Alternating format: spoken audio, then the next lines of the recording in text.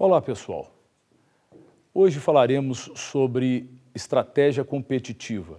Na verdade, a estratégia competitiva é um tema bastante instigante, bastante interessante, que tem origens, obviamente, bastante antigas. E é claro que dentro dessa ampliação da visão sobre a estratégia competitiva, nos é levado pela história a pensar e refletir sobre o período inicial em que esse tema passou a ser tratado. E aí, nesse caso, chama atenção o que ocorreu na evolução do tema estratégia. É claro que, em termos conceituais, propriamente ditos, a estratégia começa a ser estruturada como conceito há mais ou menos 2.500 anos. Embora, obviamente, como prática, fosse utilizada bastante tempo antes. Na verdade, essa evolução da estratégia, ela tem uma razão de ser importante porque o caminho da sua evolução, ele é permeado por trabalhos ocorridos em diferentes nações que também, por sua razão, davam nomes diferentes à estratégia. Trabalhos encontrados na China, na Grécia, na Roma Antiga e mais recentemente na Prússia, foram trabalhos que contribuíram bastante para a evolução do pensamento estratégico no campo militar. Desenvolvimento da estratégia. Países ocupavam territórios, países que evidentemente tinham interesse em explorar, em escravizar pessoas e fazer uso da terra, da exploração dessa terra, para domínio espacial daquele terreno. Esse tipo de exploração, esse tipo de domínio, ele era compensado porque, na verdade, seus soldados, seus militares, seus generais eram premiados com terras que, evidentemente, ocupavam e plantavam, etc. Né? Então, o território era ocupado.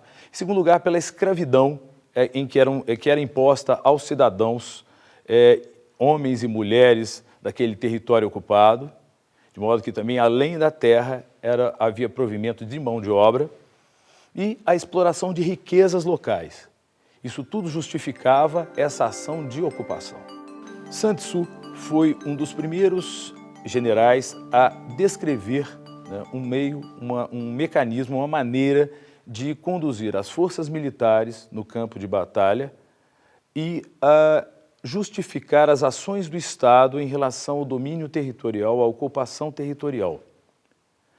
Vamos ouvir um pequeno texto a respeito do Sun Tzu para que possamos contextualizar o momento em que ele próprio descreveu a arte da guerra. Sun Tzu foi um general que viveu na China no século VI a.C. Seu livro, A Arte da Guerra, é um dos mais famosos estudos sobre estratégias para o sucesso militar. O princípio fundamental de Sun Tzu é que a guerra é baseada no engano. Ele acreditava que a suprema arte da guerra é subjugar o inimigo sem lutar. Sobre Sun Tzu, há dúvidas sobre a sua real existência. Isso porque na China antiga era muito comum o uso de pseudônimos. Então fica um pouco difícil saber se foi realmente ele o próprio autor ou se havia alguma pessoa que possuía um outro nome que usou o nome Sun Tzu para a autoria do texto. No entanto, é certo que um general escreveu esse texto. Outra coisa certa também é que, depois de escrito, esse texto foi comentado por outros generais que acharam interessante acrescentar outros pensamentos complementares aos que haviam originalmente sido feitos pelo próprio Sun Tzu. Nesse campo, ocorre alguma coisa muito interessante. Naquele momento específico em que foi escrito a Arte da Guerra, a China vivia um momento particular da sua história. É o momento chamado de Estados Guerreiros. Havia vários estados independentes e que viviam em guerra entre si. Nesse momento, há situações bastante interessantes, porque não havia uma arte da guerra. A guerra era algo quase ritual, né? E as particularidades que envolviam a guerra são realmente muito interessantes, inclusive o uso até de situações, diria, situações dramáticas, em que o exército inimigo assumia um suicídio coletivo em frente ao outro exército, de forma a mostrar toda a sua bravura, a sua força e amedrontá-lo para que ele se afastasse, fugisse, enfim. Era uma maneira de agir nos tempos anteriores ao livro escrito por Sun Tzu.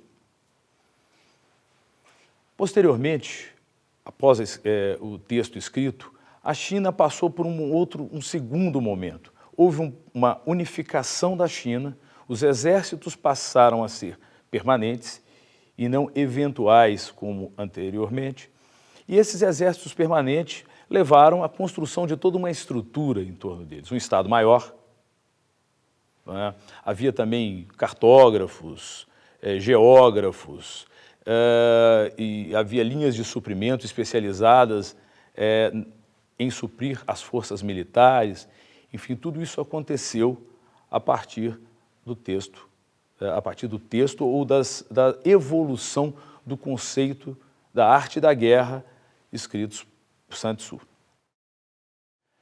Entre os ensinamentos de Sun Tzu, destacam-se os 5 fatores. 5 fatores esses que influenciam o exército frente a frente com o seu inimigo.